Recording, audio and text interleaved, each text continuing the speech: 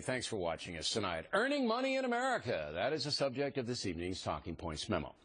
No surprise, a new study says that working and middle-class Americans are falling behind their counterparts in Canada and even in some parts of Western Europe when it comes to salaries. Since the year 2000, median income has risen nearly 20% in Britain and Canada, 16% in Ireland, but has barely risen at all in the USA. So when you hear the economy's improving, you know it's BS. Wages are what really matter, and they're not going up much here. Now, the uber-liberal New York Times says that's because managers and executives are taking all the money, leaving little for the workers. President Obama and many Democrats want to redistribute income, believing that the federal government can stimulate higher wages. But we've had 5 years of that. It's obviously not working. Talking Points admits that the socialistic trend is the real problem with wage growth in America. It's obvious that major corporations and even some small businesses are hoarding money, not hiring, not developing. The punishing tax system means that billions of dollars in U.S. profits are kept overseas, not brought here to expand industry. That is macroeconomics, something President Obama does not seem to understand. But the New York Times does understand it. However, they don't care. They want capitalism to be diminished. They want corporate America to give, not earn.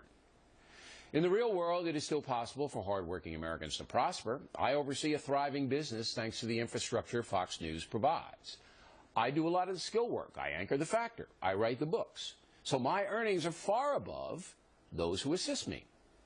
Is that wrong? But because we are profitable here, we're able to pay our workers good money. Most of them are young professionals on the rise, and we value them. Their wages are based on performance, experience, and time on the job. Now, it's not easy to work here. You have to be smart, well-educated, well-spoken. We do not say cool or awesome. But I don't care where you're from, what color you are, or even what your personality is. I don't care. I'm looking for responsible workers who produce. Our standards are high, but not unreasonable. And those who work for The Factor are in a good economic place.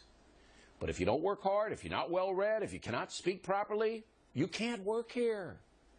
And that is what should be emphasized in this country, developing a skill set and a hard work ethic. But it's not being encouraged. Instead, the idle talk is all about inequality, that the system is rigged, telling working Americans they are victims. Therefore, some don't strive as hard as they might.